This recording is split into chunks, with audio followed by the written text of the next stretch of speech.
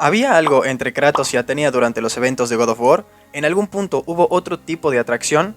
Pues sí y no. Cuando se le preguntó a Cory Barlog, él dijo que Atenea sentía algo por Kratos, pero mantiene el silencio de todos modos, y David Jaffe afirmó que existía cierta tensión sexual. Incluso hubo productores que habían dicho que, para Kratos, él mató a alguien muy cercana a él, siendo esta la diosa Atenea. Fue tanto el dolor que solo podía compararlo a cuando asesinó a su familia en el primer juego, lo cual se deja ver cuando la atraviesa con la hoja del Olimpo. Su expresión de odio hacia Zeus cambió por una de desesperación y preocupación cuando Kratos se da cuenta de lo que acababa de hacer. Al inicio de God of War 3, mientras Kratos va cayendo la Estigia, en sus pensamientos internos, la última imagen en su mente es la de él sosteniendo el cadáver de Atenea en sus brazos a la vez que grita, «Cumpliré mi venganza», lo cual indica que la muerte de la diosa, en cierta forma, alimentó su ira contra los dioses todavía más. Es por eso que en la dimensión del miedo, Kratos vuelve a verse en la misma situación, pero esta vez intentando encontrar la fuerza para perdonarse a sí mismo por haberla matado.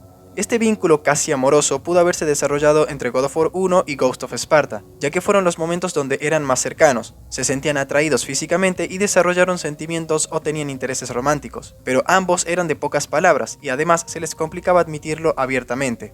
En un escenario ideal, Kratos la veía como su próxima potencial pareja seria, ya que en el libro se cuenta que la primera vez que Kratos vio a Atenea la encontró realmente hermosa, sumado a que Kratos estaba harto de las consortes que tenía y no podían ofrecerle nada más allá del placer momentáneo. Ni siquiera Afrodita podía llenar ese vacío que sentía Kratos constantemente. Pero con Atenea la cosa cambiaba, ya que ésta lo trataba con respeto, empatía y amabilidad.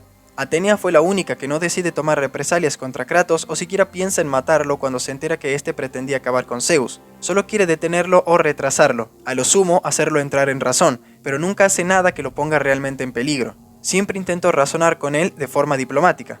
Incluso al traicionarlo, Zeus le menciona a Kratos que Atenea se negaba a deshacer su error, dando a entender que la diosa no quería lastimarlo bajo ninguna circunstancia, incluso si debía ir contra la voluntad del propio Zeus. En pocas palabras, aunque la intención inicialmente para los creadores era clara, Kratos y Atenea nunca consolidaron una relación afectiva. Kratos siempre fue algo así como el protegido de Atenea, mientras ella intentaba que se mantuviera alejado de conflictos innecesarios y sin provocar la ira de los demás dioses. Claramente era su favorito, pero al final no podía permitir que sus sentimientos pusieran en peligro al Olimpo mismo, algo que demostró al final de God of War 2, cuando se sacrifica por Zeus.